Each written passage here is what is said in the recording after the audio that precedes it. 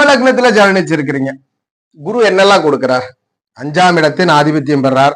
அப்ப குழந்தையை பற்றி சொல்றார், முன்னோர்களை பற்றி சொல்றார், பூர்வ புண்ணிய பாவத்தை பற்றி சொல்றார், ஜாதகருடைய மனநிலையை பற்றி கொடுக்கிறது. மனநிலையை கொடுக்கிறது இந்த புதன் தான். கிரியேட்டிவிட்டி, அறிவு, சிந்தனைகளை கொடுக்கிறது இந்த குரு தான். அது போல 8ஆம் இடத்தின் ஆதிபத்தியம் பெறுறதுனால வெளிநாடு வாழ்க்கை, பூர்வீகம் இல்லாத வெளியிட வாழ்க்கை, ஜாதகருக்கு கிடைக்கக்கூடிய திடீர் பணம், வாழ்க்கையில ஒரு கஷ்டமான சூழ்நிலையில இருந்து வாழ்க்கையை புரட்டி போடக்கூடிய சம்பவங்கள். கெடுதல்னு சொன்னா ஆயுளை குறிக்குது, இழப்புகளை கொடுக்கிறது, நஷ்டத்தை கொடுக்கிறது. ஆனா 8ஆம் இடம் என்பது நன்மையும் செய்யும். அப்ப 5, 8ஆம் இடம் இந்த 2 காரகத்தை தான் கொடுக்க போகுது. குழந்தையை பற்றி சொல்லுது, ஜாதகருடைய மனநிலையை சொல்லுது, முன்னோர்களை சொல்லுது, இடமாற்றத்தை சொல்லுது, தூரதேசங்களை சொல்லுது, வாழ்க்கையில் நடக்கக்கூடிய திடீர் அதிர்ஷ்டங்களை இந்த 8ஆம் இடம் சொல்லுது. கெட்டதை எடுத்துக்க வேண்டாம். கெட்டது என்பது இழப்புகளும் ஆயுளும் தண்டனைகளும் இருக்கிறது, அதை விட்டுறலாம். 5, 8ஆம் இடம் இந்த 2 முக்கியமான ஆதிபத்திய காரகங்களை தான் குரு கொடுக்க போகிறார் சிம்ம லக்னத்தில் பிறந்தவருக்கு. குழந்தைன்ற காரகத்தை இவர் தான் கொடுக்கிறார். அப்ப இந்த குரு எப்படி இருக்கணும்?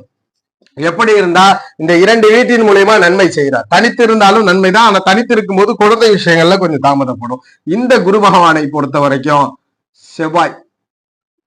செவ்வாயினுடைய தொடர்பு முதல் தர அதீத யோக பலனை ஏற்படுத்தி கொடுக்கிறது. அடுத்த படிநிலைகள்ல சூரியன், செவ்வாய் அல்லது சூரியன் 2இல் ஒரு கிரகங்கள் ஸ்தான பலத்தை பெற்று குருவோட தொடர்புல இருக்குமாயின் இந்த குரு நன்மையை செய்கிறார். அப்ப குரு பகவான் சிம்மத்திற்கு கொடுக்கிறது இடமாற்றங்கள், பூர்வீகம் இல்லாத வெளியிடங்கள் மற்றும் குழந்தை, முன்னோர்கள், ஜாதக